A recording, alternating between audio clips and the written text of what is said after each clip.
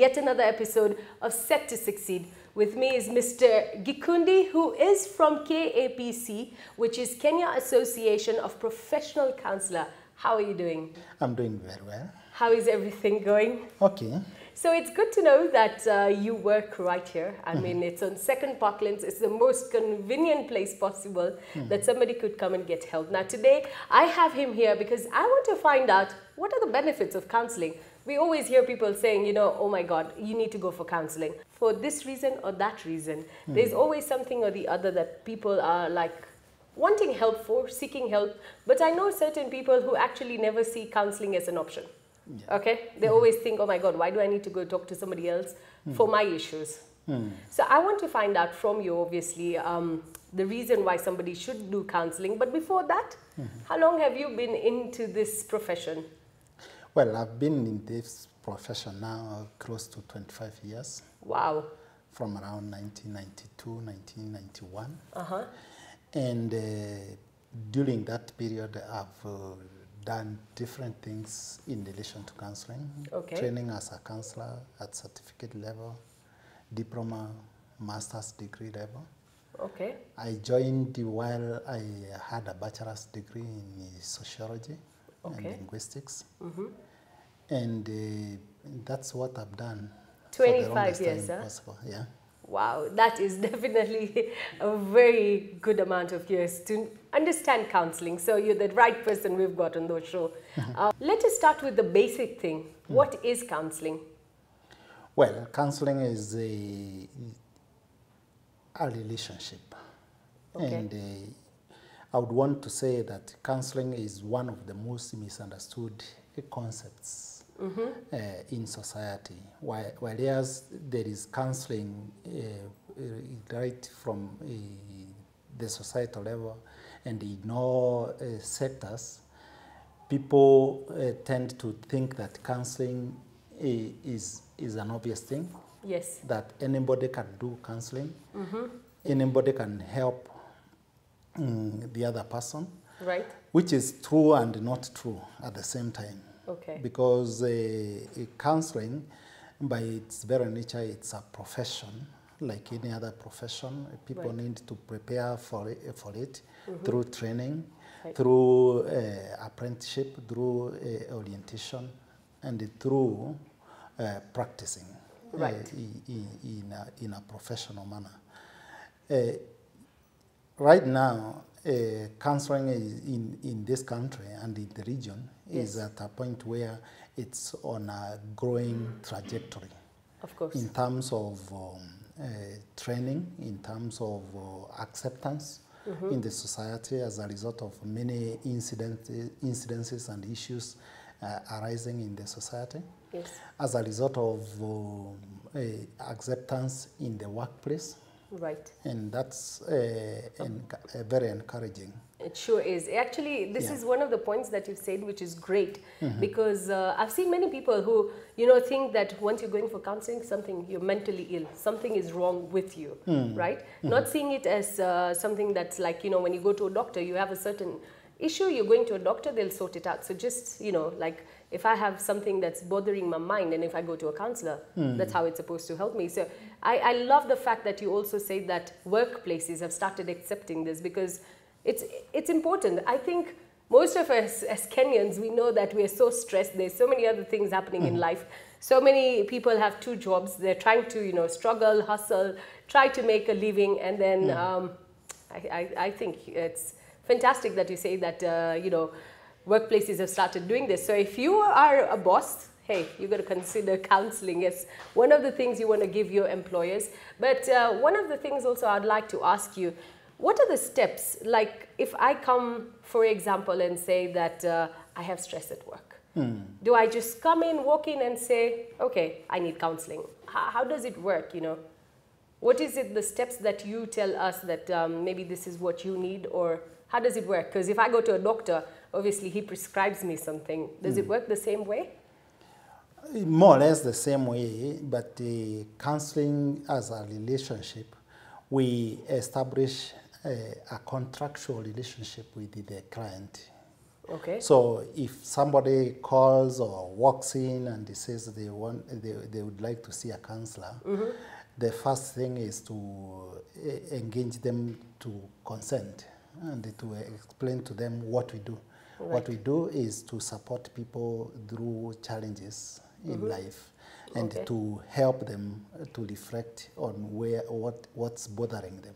Right. If it's the stress at workplace, if it's a relationship in the family, if it's their young ones, adolescents, or loss and grief, it could be anything. Anything. It could be anything in their lives. So we give them an opportunity to be able to reflect on that. Okay. And to identify ways in which they can help themselves better. Right. Or they can cope with whatever it is that they are going through. Okay. Yeah, something you just mentioned about if you go to a doctor, the doctor prescribes some medication and you go and get healed. Right. Counseling, by its very nature, at least in our way of working, we help people or we support people to be able to engage in a recovery journey or a healing process on their own. We are not prescriptive by our very way of working. Okay. We are not very prescriptive. So it's more of empowering people to be able to engage in a healing and a recovery journey. Now that you say encouraging healing and everything, so what reflects in my head is yoga. You know, do you have like any exercises or something that you do while counseling, or is it just you and I talk? How does it work? If I come for a counseling session, is it that you tell me, oh my God, okay, right, you know, I have a problem, I cannot achieve my goal? Is it that, or how does it work? I'd like to know that. There are different forms of counseling. Okay. And some forms of counseling even engage in exercises, engage in activities, active activities. Right. There are others that are meditative. There are others that are really a reflection on the issues that are affecting That's the interesting client. to know. So there are different ways in which counselors work. So I'm going to ask you something. And even yoga is one of them. You do teach it as a process? Yes, we have actually conducted yoga sessions in this particular room where we are recording. Interesting. Yeah. Things people don't know. I personally didn't know that. So I've got to ask you one thing, okay? This is because maybe I watch too many movies, just maybe. Do you make people sleep on a couch and tell their problems to you? Okay, that's one form of counseling, which is derived from psychoanalytic approaches in terms of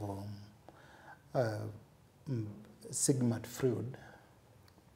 But not many people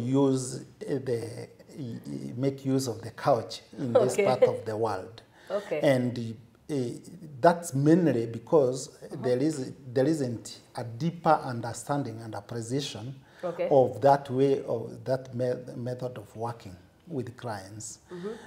Secondly, while Freud used it quite a bit in the early 20th century, in 1920s, 1930s, not so many people have taken it up as a way of working with clients. There are some groups and some institutions that have carried on with the way of working, using the couch, indoctrination, or are working through psychic processes of the mind. But there are very few. There are few. And there are few who do that. A lot of counselors in this part of the world, you will either find them working through behavioral approaches, cognitive behavioral methodologies, which includes the yoga we were talking about. Okay. It includes meditation. It includes exercises, role plays with the clients on the aspects of their behavioral practices. And many others work through humanistic approaches, which includes engaging in a relationship with the client, giving them an opportunity to support them to reflect on the issues that brings them for therapy. Okay. So that's largely practiced in this part of the world. Okay. Yeah. So just to ask you, is counseling for everybody? Is there like an age group that somebody has to do counseling or cannot do counseling? Is there something like that? No, counseling is for everybody. For everybody. And you don't have to have a problem in order to go and see a counselor. Okay. No. No. Or you don't have to have lost it in order to go and see a counselor. No. That's what leads to stigmatization of counseling. Exactly. And counseling is an opportunity for you to just reflect on an issue. Okay. You could even be reflecting on two positives. You've gotten two very nice offers, right, which causes you stress, and you are wondering what to do with the two offers. Right. Maybe it's two boyfriends that are approaching you in your life, and you are wondering which one do I take? Right. In between the two, and the two are good enough. Right. For me. So you can see a counselor for that. I absolutely love that one. I mean, two boyfriends. Something to think about. Two job offers. Two job offers. Yeah. No, we'll pick the boyfriends in case somebody has some issue. You know where to go. It's at KAPC. Thank you so much. It's been a pleasure having you on Set to Succeed. And I'm hoping that somebody out there will make that choice to come here and, just have that inner peace to make that decision to be helped, and thank you. Okay. Welcome. Thanks. Thanks.